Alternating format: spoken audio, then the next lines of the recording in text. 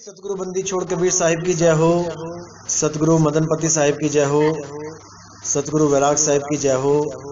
सभी संतों की जय हो, सभी भक्तों की जय हो। साहिब बंदगी सतनाम। तो आज जो हम लोग डिस्कस करेंगे, आज हमारा मुद्दा होगा जात पात पे, क्योंकि हमारे देश में सबसे ज्यादा जो दुविधा है इस वक्त वो है जात पात की। हमारे देश में कोई भी अहिंसा होती है, कुछ भी ऐसी गतिविधि होती है जिसके द्वारा आम जीवन क्षतिग्रस्त होता है, सबसे बड़ा मुख्य कारण है जात पात। जात पात के कारण ही हम सब अलग अलग हैं, हम सब अपने अपने रीति रिवाज में उलझे हैं, हम सब अपने अपने संस्कारों में उलझे हैं, जबकि हम सब इन्हीं 5 तत्वों से आ रहे हैं, यानी 5 तत्वों को ही धारण करके शरीर धारण करके आ रहे हैं और इन्हीं 5 तत्वों को खा रहे हैं, इन्हीं 5 तत्वों के साथ भरण पोषण कर रहे हैं, सब कुछ एक समान कर रहे हैं, एक समान पानी पी रहे हैं, एक समान भोजन कर रहे हैं, एक समान धरती पे रहते हैं, एक समान वायु को ग्रहण कर रहे हैं, लेकिन फिर भी हम ऊंच और नीच में बटे पड़े हैं, हम जात पात में उलझे पड़े हैं। अभी भी ऐसी कई जगह हैं हमारे देश में जहां पर अगर कोई पानी भी, किसी गांव में पानी भी मांगता है, कोई बाहर से आया है, कोई राहगीर, उसको भी जात पूछ के पानी दिया जाता है अपने बर्तन में, कि कहीं ये नीच जात का ना हो और हमारा बर्तन अशुद्ध हो जाए और उसी बर्तन से हमें हमारे पूरे परिवार को अशुद्धि लग जाए, अछूत हो जाए। तो सबसे बड़ा जो दुविधा है यही है इस वक्त की। लेकिन कबीर साहब क्या कहते हैं, ऊंचे कुल का जन्मिया करनी ऊंच ना होए, कनक कलश मद सो भरा साधुन निंदा सोए। ऊंचे कुल का जन्मिया यानी किसी ऊंचे कुल में आप पैदा हो गए, इसका मतलब ये बिल्कुल नहीं है कि आपकी करनी भी ऊंची हो गई। कितने ही ऊंचे कुल के लोग हैं जिन्होंने ऐसे ऐसे दुष्कर्म कर रखे हैं जिनको फांसी तक देनी पड़ गई। ऐसे ऐसे ऊंचे कुल के भी हैं जो गलत संगत में पड़कर नशेड़ी और पता नहीं क्या क्या व्यभिचार करते हैं, जुआ खेलते हैं, तो उनको कोई भला नहीं कहता, भले वो कितनी ऊंची जात का हो। कनक कलश मद सो भरा, सोने का पात्र, सोने का जाम, उसमें भी अगर शराब पड़ी हुई है तब भी वो साधुओं के किसी काम का नहीं, साधु उसकी निंदा करता है। भले वो कांच के गिलास की जगह सोने के गिलास में है, लेकिन वो निंदा का ही पात्र बन जाता है। इस प्रकार जात पात से हमने ऊपर उठ जाना है। जात पात से हम ऊपर कब उठेंगे, जब हम जात पात के मूल को समझेंगे कि जात पात है क्या, क्या है ब्राह्मण, क्या है शूद्र, क्या है वैश्य, क्या है क्षत्रिय। जब तक इसको नहीं जाना, जब तक ये जात पात हमारे दिलों से, हमारे दिमाग से नहीं जाएगी। जैसे कि वेद पुराणों में बताया गया कि भगवान ने 4 श्रेणियां बनाई, 4 वर्ग बनाए। पहला वर्ग बनाया ब्राह्मण, दूसरा बनाया क्षत्रिय, तीसरा बनाया वैश्य और चौथा बनाया शूद्र। ऐसा पुराणों में लिखा गया है।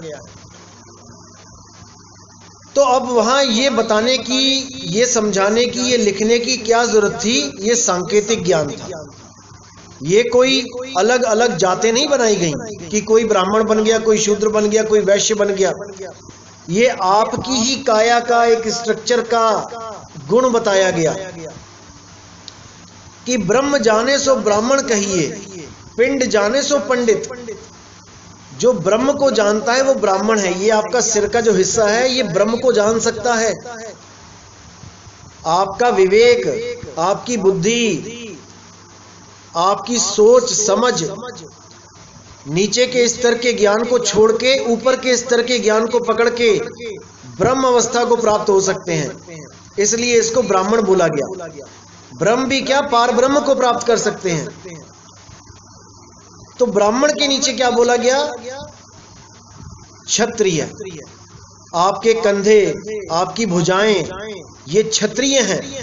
जब भी आपके शरीर को कोई नुकसान पहुंचाने की कोशिश करता है, कोई डंडा भी मारता है, तो आपका हाथ ऑटोमेटिक उस डंडे को पकड़ने की कोशिश करता है। ऑटोमेटिकली आपका हाथ जाएगा और डंडे को रोकेगा, चाहे वो डंडा शूद्र पे कोई मार रहा हो, यानी पैरों पे भी वो कोई मार रहा हो, आपके घुटनों पे भी कोई मारने जा रहा हो, तब भी क्षत्रिय रक्षा करेगा, वो उस डंडे को पकड़ने की कोशिश करेगा। उसके नीचे क्या है? वैश्य, यानी पेट के धंधे। पेट के धंधे करने वालों को वैश्य बोला जाएगा। जो भी दुकानदारी करेगा, जो बिजनेस करेगा, वो वैश्य कहलाएगा। और उसके नीचे जो शूद्र बोला गया, वो मतलब समाज में रह के सेवा करेगा। जैसे सबसे नीचे पैर बोले गए, पैर सबकी सेवा करते हैं। कैसे?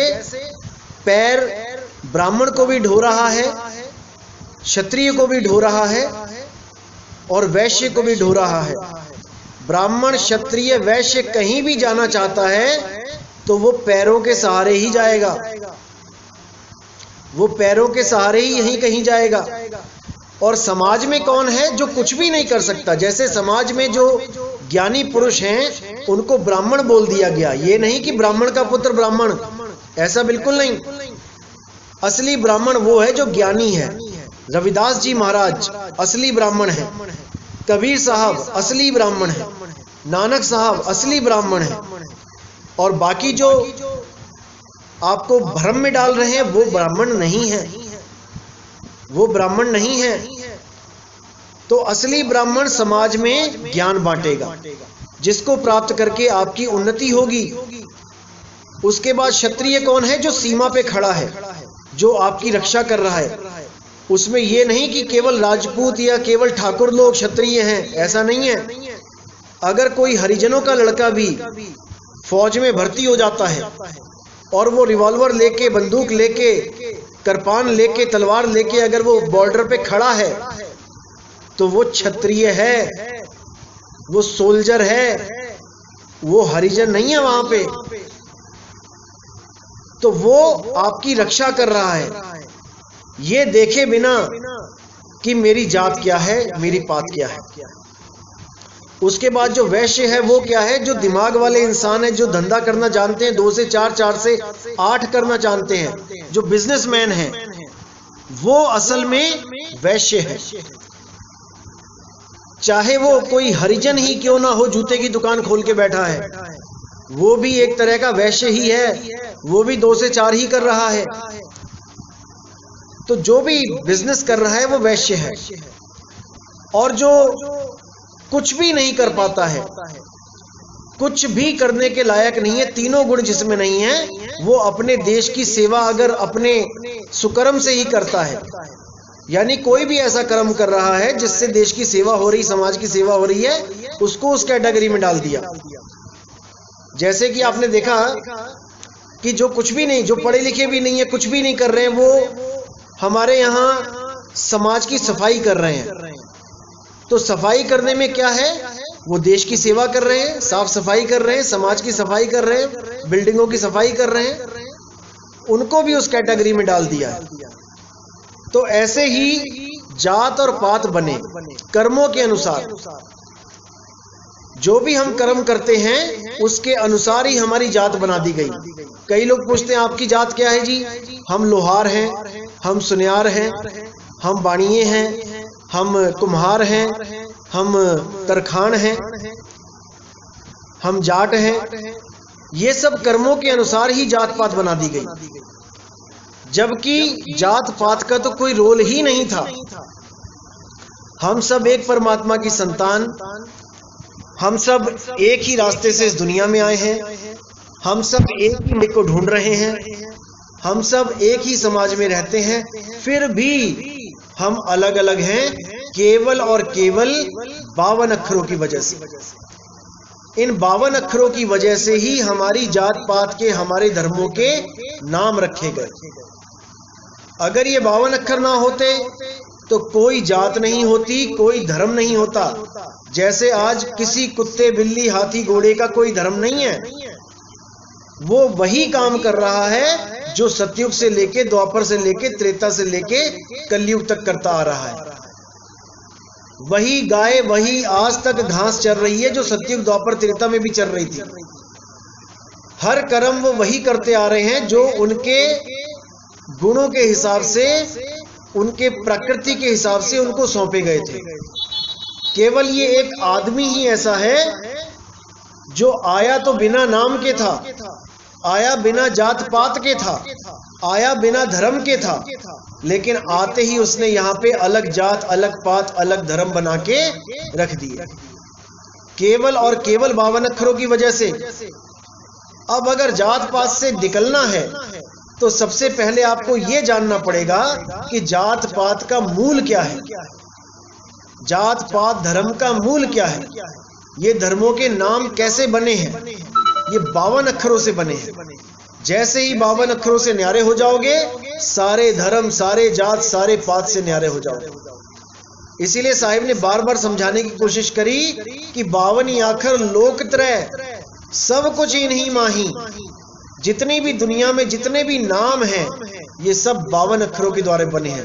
चाहे वो आपके देवी देवताओं के नाम हैं, चाहे वो आपके पीर पैगंबर के नाम हैं, चाहे वो आपके रसूल के नाम हैं, चाहे वो खुदा के बंदगी करने के नाम हैं, वो सब के सब 52 अक्षरों से ही बने हैं और 52 अक्षरों में ही मिल जाएंगे।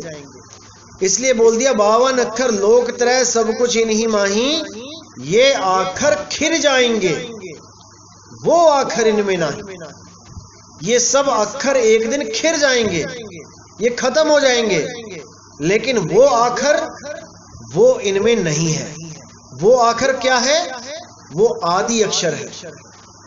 आदि अक्षर यानी कि जो आदि और अंत से न्यारा है, जिसके लिए बोला 52 अक्षर जीव आधारा, और आदि अक्षर जीभा से न्यारा।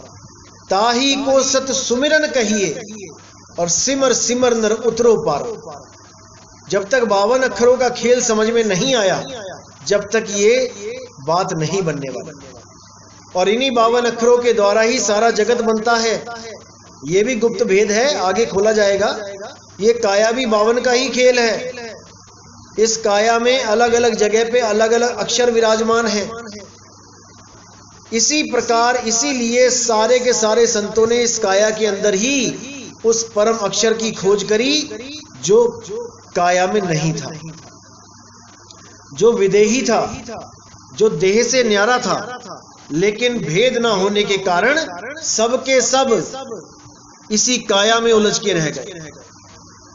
इसी काया में सबने ध्यान लगाया, और अंत समय में जब इसको खाली करना पड़ा तो एक भी इस काया में ना रह पाया। कोई सोचता रहा कि मैं सांसों में ध्यान लगाऊंगा, मैं मुक्त हो जाऊंगा, मैं नाभि में ध्यान लगाऊंगा, मैं हृदय में ध्यान लगाऊंगा, मैं कपाल में ध्यान लगाऊंगा। ये सब के सब यहीं रह गए, क्योंकि ये सब शरीरों का खेल है। विदेह में ध्यान लगाना है, देह से परे, दशम द्वार से परे ध्यान लगाना है। इस भेद को तब समझ पाओगे जब सतगुरु मिलेगा, सतगुरु भेद बताएगा, तब समझ में आएगा कि कैसे, कहां, क्या किया जाता है। जो लोग दशम द्वार की साधना करते हैं, मैं पहले भी बताया था मैंने कि 10वें द्वार नरक भर बूढ़े और तू गंदी को बेड़ो, बीजक की वाणी है कि जो 10वें द्वार की साधना करता है वो मुक्त नहीं हो सकता। 10वें द्वार की साधना का मतलब होता है कि 10वें द्वार तक जो पहुंच जाता है। 10वें द्वार तक पहुंचने कोई बच्चों का खेल नहीं है। ब्रह्मा विष्णु महेश जी पूरे युग बैठे रहे, तब जाके 10वें द्वार तक की पहुंच कर पाए वो। इसीलिए साहिब ने चिताया रारंकार खेचरी मुद्रा, और 10वां द्वार ठिकाना ब्रह्मा विष्णु महेश तीनों रारंकार पहचाना। इंगला पिंगला सुषमना से होते हुए रारंकार पहुंचते हुए बहुत समय लग जाता है। पूरा पूरा जन्म चला जाता है, पता नहीं कितने कितने जन्म चले जाते हैं, तब जाके कोई दसम द्वार तक पहुंचता है और वहां दसम द्वार को फोड़ के ब्रह्मांड में चला जाता है, सतलोक अलखलोक अगमलोक में चला जाता है। लेकिन मुक्ति नहीं होती, क्योंकि मुक्ति किसी दरवाजे को तोड़ने से नहीं मिलती। मुक्ति मिलती है अपने स्वरूप में समाने से। जब तक अपने स्वरूप में नहीं समाए, जब तक मुक्ति नहीं मिलेगी। इसीलिए साहिब ने बार बार बोला, ना कहीं जाना ना कहीं आना और आपे में आप समाना। जब आप स्वयं में समाओगे, स्वयं में तो तब समाओगे, पहले स्वयं का बोध तो हो कि मैं हूं कहां। जैसे आप शीशे में देखते हो तो आपको भ्रम होता है कि मैं शीशे के अंदर हूं, लेकिन वो जो आप देख रहे हो वो आपका निज स्वरूप नहीं है, वो आपका प्रतिबिंब है। कुछ लोग शीशे में प्रतिबिंब को निज स्वरूप देख सोचने लग जाते हैं, उससे बात नहीं बनेगी। निज स्वरूप क्या है? जो शीशे में देख रहा है वो है निज स्वरूप। जो शीशे से बाहर है उसकी सूरत शीशे में फंसी है, शीशे में केवल सूरत फंसी है, और जिसकी सूरत है वो बाहर है। इसीलिए साहिब ने बोला, सूरत फंसी संसार में और ता से पर गई दूर। सूरत बांध स्थिर करो, आठों पहर हुजूर। सूरत बांध के स्थिर करना है। स्थिर कब करोगे, कैसे करोगे? जब विदेही का ज्ञान होगा, जब उस अडोल अबोल नाम का ज्ञान होगा। हृदय में ध्यान लगाने से नहीं मिलने वाला वो। हृदय भी तो शरीर के अंदर है। शीशे में तुम्हारी शक्ल, तुम्हारा शरीर दिखाई दे रहा है, उस शरीर के अंदर का अगर ध्यान लगाओगे बात नहीं बनेगी। विदेही हो जाओ, परे हो जाओ, अपने स्वरूप में स्थित हो जाओ। ध्यान लगाना तो केवल हम लोग कह देते हैं कि ध्यान लगाओ ध्यान लगाओ, असल में उसको ध्यान लगाना नहीं कहते, उसको कहते हैं स्वरूप में स्थित होना, आत्म बोध में स्थित होना। लेकिन ध्यान इसलिए बोला जाता है कि संसार में ध्यान फंसा हुआ है, उस ध्यान को निकालना है। और निकालना कैसे होता है? जब आप कहीं और ध्यान लगाते हो। अब ध्यान लगाते हो का मतलब ये नहीं कि सामने दीवार पे ध्यान लगाना है, ऐसा नहीं है। ध्यान होता है अपने आप, लगाया नहीं जाता। बोध होता है अपने आप। जैसे आप कहीं पे काम करते हो, आप सारा दिन काम कर रहे हो, आप पूरा दिन किसी फैक्ट्री में काम कर रहे हो, लेकिन आपका लड़का बीमार है, आपकी माँ बीमार है। अब आप काम तो कर रहे हो, लेकिन आपका ध्यान ऑटोमेटिकली लड़के में और माँ में चला जाता है। आप लगा नहीं रहे हो, आप कोशिश नहीं कर रहे हो कि मुझे मेरी माँ याद आए, मुझे मेरा बेटा याद आए।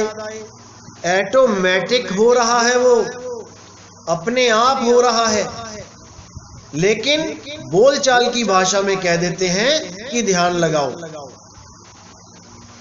जब कोई चीज आपके लिए बहुत ज्यादा इंपॉर्टेंट हो तो उसका ध्यान करना नहीं पड़ता, उसका ध्यान रहता है।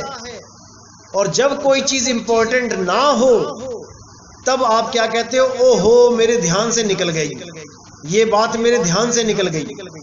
यानी कि उस बात से भी ज्यादा कोई इंपॉर्टेंट बातें थी जिन पे आप चिंतन कर रहे थे, जिनको आप दिमाग में लेके घूम रहे थे। वो बात इतनी इंपॉर्टेंट नहीं थी, इसलिए दिमाग से निकल गई। अगर वो बात सबसे इंपॉर्टेंट होती तो आपको एक पल भी वो ना बिसरती। जैसे मान के चलो कि आपको किसी का फोन आ जाए और आपको कोई बोले कि 10 लोग 10 आदमी तुम्हें मारने के लिए तुम्हारे घर पे आ रहे हैं।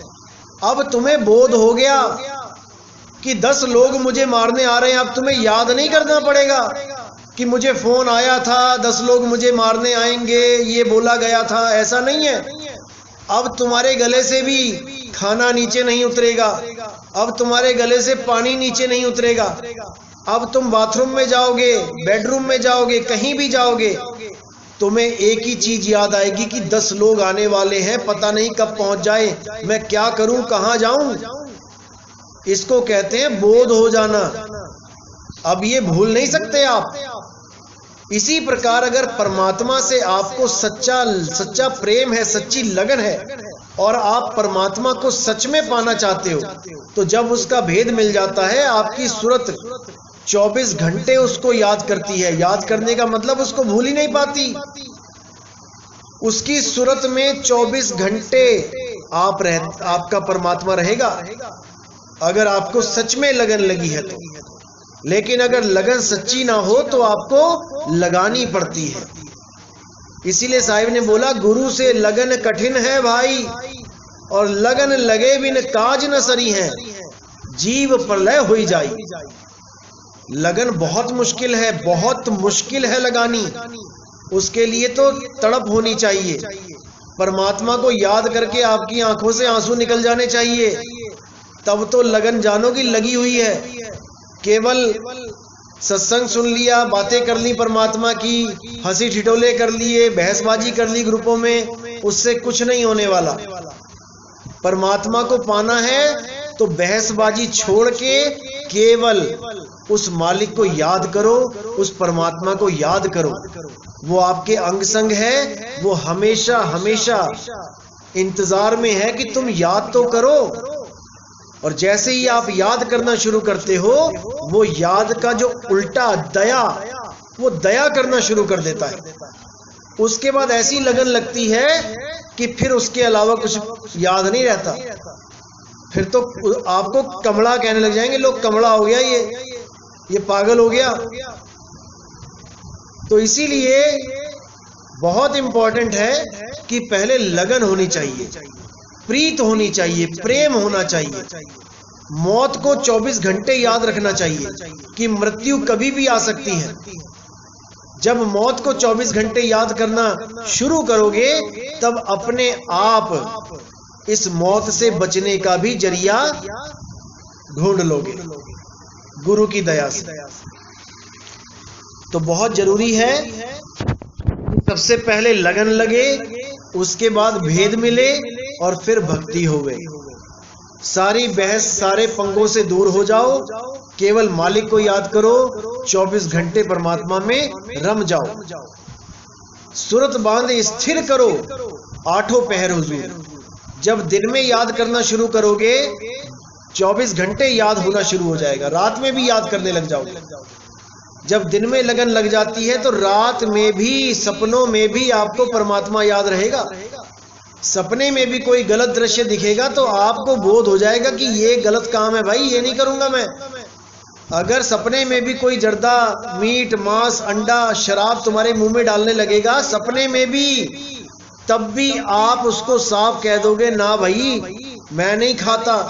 और अगर पक्का नहीं है बंदा और गलती से उसने सपने में भी खा लिया एक पीस, सुबह उठ के उसको बहुत दुख होगा।